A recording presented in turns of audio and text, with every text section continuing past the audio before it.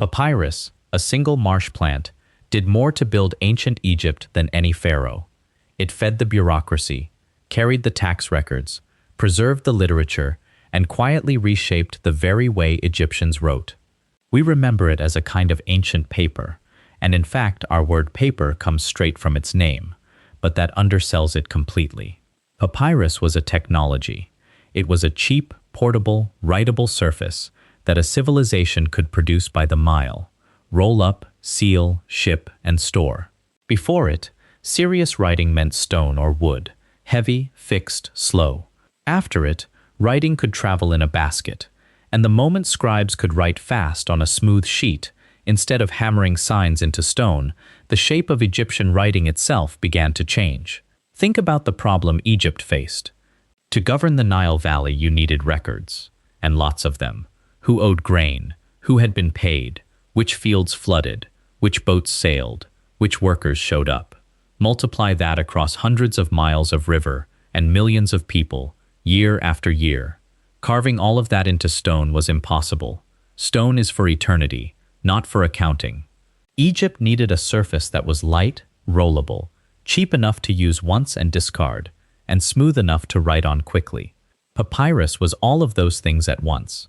It became the operating system of the Egyptian state, the medium the whole administration ran on. And because it demanded a brush rather than a chisel, it quietly pushed writing toward speed, and speed toward cursive. The tool you write with always leaves its fingerprints on the letters. So what actually was it? Papyrus is a tall sedge, Cyperus papyrus, that once grew in vast thickets across the marshes of the Nile Delta. It could tower well over a human head, 4 or 5 meters high, with a long three-sided stalk, crowned by a burst of fine green threads, like a natural firework. Egyptians used every part of it: food, rope, matting, sandals, and light riverboats bundled from the stems. But its greatest gift by far was the page. To the Egyptians, it was far more than raw material.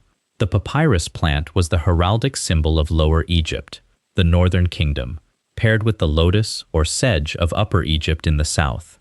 It was carved onto temple columns whose capitals bloom like papyrus umbels, clutched in the hands of gods, and woven into the very idea of the fertile, life-giving marsh. It grew so thickly that entire marsh landscapes were made of it, a renewable forest of writing material, replanting itself every year along the richest river on earth. Turning that stalk into a page was elegantly simple. Workers stripped away the green outer rind and sliced the soft inner pith into long, thin strips. They laid one layer of strips side by side, then a second layer crosswise on top, at right angles, and pressed the two together, sometimes pounding, sometimes weighting them under stone for days. As the sheet dried, the plant's own sap and natural sugars bound the fibers into a single flexible sheet. No added glue was needed. The papyrus effectively welded itself together. That cross structure is why a real papyrus has a clear grain. One side, the recto, has fibers running horizontally and was written on first, because a brush glides more smoothly along them. The back, the verso, runs vertically. A craftsman then burnished the surface smooth with a stone or a shell, and finally pasted individual sheets edge to edge into a long roll, sometimes many meters in length. The main surviving ancient description of this process comes from the Roman writer Pliny the Elder, centuries later, so some details are still debated by scholars. But the basic recipe has been confirmed by modern experiment. Now the crucial part for our story. What happened when a scribe finally put brush to that smooth surface? On papyrus, a scribe worked with a thin reed brush. In earlier periods, a frayed rush stem, chewed or cut to a soft tip, dipped in ink. The ink itself was beautifully practical.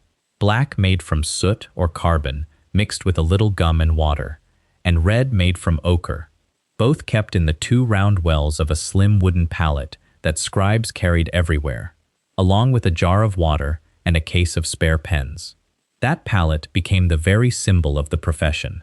Red ink marked the important bits, the headings, section starts, and warnings we now call rubrics, from the Latin word for red. And a brush on a smooth sheet does something a chisel never can. It flows. Strokes connect, curves replace sharp corners, signs lean into one another, and the careful little pictures of formal hieroglyphs melt into quick, abstract shapes. This is exactly the pressure that produced hieratic, and the whole later evolution of hieratic and demotic scripts, demotic emerging around 650 BCE as an even faster, more compressed hand. The tool shaped the script. Hand a culture a chisel, and you get monuments. Hand it a reed brush and endless paper, and you get handwriting. Centuries later, when the Rosetta Stone was carved in 196 BCE, it recorded the same royal decree in all three scripts, side by side: Egyptian hieroglyphs, demotic, and Greek, a monument that accidentally preserved the entire arc of that evolution and eventually gave Jean-François Champollion the key to deciphering it all. How far back does this go? Blank, unused papyrus rolls have been found in early tombs, including a roll from the tomb of an official named Hamaka at Saqqara, dating to the First Dynasty, over 5,000 years ago. So the material existed almost as long as Egyptian writing itself. But the oldest inscribed papyri we currently have are astonishing. At a site called Wadi al-Jarf on the Red Sea coast, French archaeologist Pierre Tallet and his team discovered in 2013 a cache of papyri from the reign of King Khufu, builder of the Great Pyramid, around the middle of the 3rd millennium BCE. Among them is the logbook of an official named Merer, who recorded day by day his crew ferrying limestone blocks from the quarries toward the pyramid project at Giza. It is written in hieratic, a real working diary, in real cursive, describing the supply chain behind the most famous monument on Earth. Not a heroic inscription boasting of the king, a logistics report kept by a middle manager in fast, everyday handwriting. That is the true face of Egyptian literacy. Multiply that one logbook by an entire kingdom, and you begin to see what papyrus unleashed. Cheap, writable sheets meant Egypt could count everything: harvests, herds, laborers, taxes, temple offerings, court cases, and store the results in rolls that traveled by boat up and down the river. The rind mathematical papyrus shows scribes working out geometry and division problems. The Ebers papyrus, one of the oldest medical texts in the world, catalogs hundreds of remedies and diagnoses. These weren't administrative afterthoughts. They were the intellectual output of a civilization that finally had a surface cheap enough to think on. A single messenger could carry 100 documents in a basket that would have weighed tons in stone. This is what let a small class of literate scribes administer millions of people across 1,000 miles of valley, from the Delta to the southern frontier. It's no exaggeration to say the pharaoh's power reached exactly as far as his paperwork did. Papyrus was so valuable, and so exclusively Egyptian, that for long stretches, Egypt effectively held a monopoly on producing it, exporting rolls all across the ancient Mediterranean world. Greeks and Romans wrote their masterpieces on Egyptian papyrus. That is why our own word paper descends straight from the Greek name for this humble Nile plant. So here's the real point. We usually treat papyrus as background. The surface writing just happened to sit on. But it was the opposite. The material came first, and the material shaped the writing. Give scribes a chisel and stone, and you get slow, formal, picture-perfect hieroglyphs meant to last forever. Give them a reed brush and an endless supply of smooth papyrus, and writing speeds up, loosens, and begins to flow, and keeps flowing across the centuries into hieratic and then demotic, each generation a little faster and more abbreviated than the last. The entire evolution of hieratic and demotic scripts is, in a very real sense, the story of what a marsh plant did to human handwriting. Papyrus didn't just record ancient Egypt, it rewired how ancient Egypt wrote. And once Egyptians could write everything down on papyrus, they used it for far more than taxes and grain.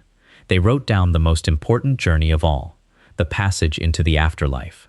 Its most famous text survives on beautiful painted scrolls, most iconically the Papyrus of Ani, that, once again, are not carved monumental hieroglyphs at all, but handwriting brushed onto papyrus. That's next time on Long Gone Empires, reading the Egyptian Book of the Dead in its original script.